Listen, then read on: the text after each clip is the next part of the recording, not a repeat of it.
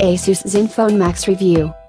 The ZenFone range from Asus is known for uniformity, and the ZenFone Max sticks to the aesthetic formula that makes every Asus smartphone instantly recognizable. From the distinct concentric circles design on the chin to the off-screen capacitive soft keys, the Max sticks to the brief and does practically nothing to stand out.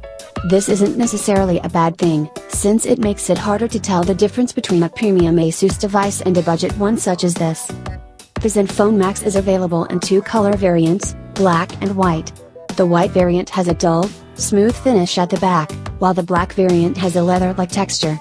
The phone has a rounded gold plastic strip running along the sides, with a slight rounding off on the back panel which helps with grip and feel. The 3.5mm socket and micro USB port are at the top and bottom respectively, while the notification light is at the front, just next to the earpiece. The screen of the Asus ZenFone Max is a 5.5-inch 720 by 1280 pixel affair. Although the screen itself is decent in terms of brightness and colors, at this size the lack of detail and sharpness is visible because of the lower pixel density.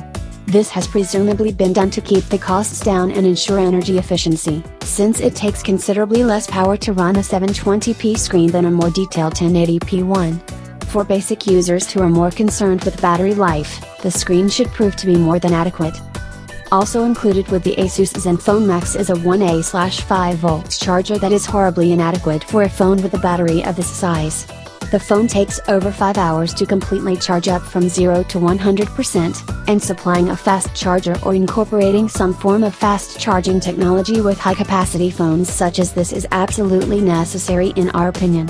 We'd recommend that you buy a reliable high-speed charger if you choose to buy the ZenFone Max. On paper, the Asus ZenFone Max is identical to the cheaper ZenFone 2 Laser ZE550KL variant, with the notable exception of the larger battery. This includes the Qualcomm Snapdragon 410 SoC, 2GB RAM, 16GB internal storage and dual SIM connectivity. The primary SIM slot supports 4G connectivity, Indian bands supported, while the secondary slot is limited to 3G connectivity. The expandable storage slot supports microSD cards up to 64GB, and the phone also supports USB OTG. Although the ZenFone 2 Laser and ZenFone Max are practically the same size and thickness, the latter is much heavier at 202 grams.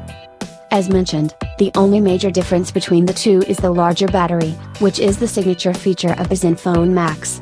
The 5000 mAh battery on the Max is a massive improvement over the 3000 mAh unit on the ZenFone 2 Laser, and coupled with the efficient Snapdragon 410 SoC and HD screen, promises excellent battery life.